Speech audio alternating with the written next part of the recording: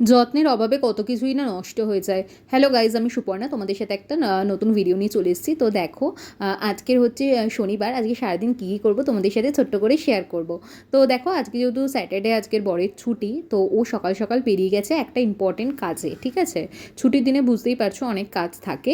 তো সকালবেলা ঘুম থেকে উঠেই এখন আমি বিছানাগুলো একটু পরিষ্কার করে নিচ্ছি। একজন কাকিমা রয়েছেন যিনি আমাকে হেল্প করেন কাজে। তো উনি অনেকটাই সকালে আসেন, এসে একটু মানে ঘর দুয়ার মুছে দেওয়া বা বাসন মেজে দেওয়া এইটা করে দেন। কিন্তু উনি এতটাই সকালে আসেন যে সেই সময়টা বরুণ ঘুমিয়ে থাকে, তো বিছানাটা পরিষ্কার করা হয় না।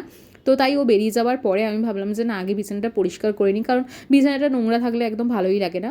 তো তারপরে দেখো, ব্যালকানিতে এই পিস লিলি গাছটা আমি জাস্ট আগের মাসেই নিয়ে এসেছিলাম।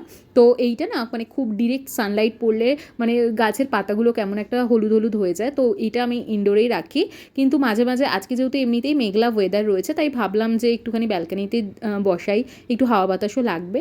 তো তারপরে আর কি ব্রাশ ট্রাশ করে ফ্রেশ হয়ে নিলাম। আর ও যেহেতু আজকের বাইরে বেরিয়েছে, তো ও ব্রেকফাস্ট বাইরেই করে নেবে। তো আমি ভাবছি কী খাবো। তো বেসিক্যালি আমি সকালবেলাতে মানে ছাতু শরবতটাই বেশি খেতে পছন্দ করি, বা দুটো ব্রেড খেলাম এরকম। কারণ সকালবেলা খুব একটা মানে কিছু বানিয়ে খাওয়ার কোনো ঝামেলা রাখি না, কারণ সকালে আমার আরও অনেক কাজ থাকে। আর ছাতুটা খেতে বেশ আমার ভালোই লাগে। তো তাই জন্য আর বানানোও কোনো ঝামেলা নেই আর কি।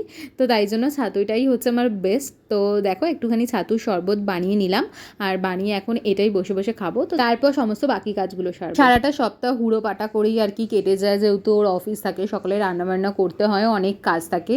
আর স্যাটারডে সানডে হলে যেন একটা আলাদাই রিলিফ লাগে। তো এই দুদিন আমাদের দুজনেরই সকালে একসাথে ব্রেকফাস্ট করার সুযোগ হয়, কিন্তু আজকের আর সেটা হলো না। তো যাই হোক, তারপরে স্নান করতে গেলাম। তো স্নান টান করে তো দেখো একটুখানি ঠাকুরকে পুজো দিয়ে দিলাম। আমি ওই ঠাকুরকে নকুলদানা মিষ্টি রোজ একটুখানি দিয়ে থাকি।